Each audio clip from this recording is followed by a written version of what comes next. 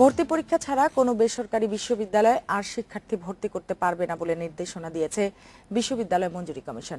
এছাড়া আগামী বছর থেকে শিক্ষাবর্ষ শেষ করতে হবে ৩ সেমিস্টারের পরিবর্তে ২ সেমিস্টারে। তবে এই সিদ্ধান্ত মানতে নারাজ বেসরকারি বিশ্ববিদ্যালয় সমিতি। দেশে ৯৫টি বেসরকারি বিশ্ববিদ্যালয়ের অনুমোদন রয়েছে। এর মধ্যে কার্যক্রম চালাচ্ছে ৮৯টি। এসব বিশ্ববিদ্যালয়ে আসন আছে প্রায় ২.৫ লাখ।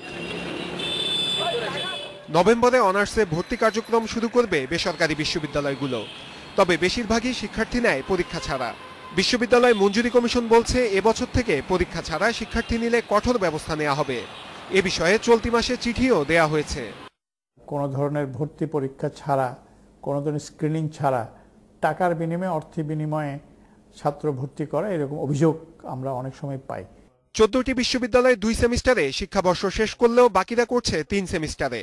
এটিও পরিবর্তনের নির্দেশ দিয়েছে কমিশন। ৩ বার ছাত্র ভর্তি করায়, যদি আমরা তাদেরকে বলেছি আগামী বছর থেকে ডুয়েল সেমিস্টারে চলে যেতে, একটা বিশ্ববিদ্যালয় ২টা সেমিস্টারে ছাত্র ভর্তি করাবে। তবে দুটি সিদ্ধান্তের ব্যাপারেই আপত্তি রয়েছে বেসরকারি বিশ্ববিদ্যালয় সমিতির।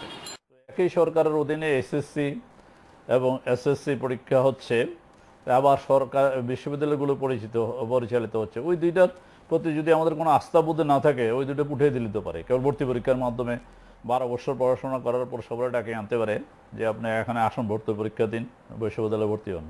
এবার ভর্তি অনিয়ম ঠেকাতে পর্যবেক্ষণ কমিটিও করবে বিশ্ববিদ্যালয় মঞ্জুরি কমিশন। নূরে আলম, ইন্ডিপেন্ডেন্ট নিউজ, ঢাকা।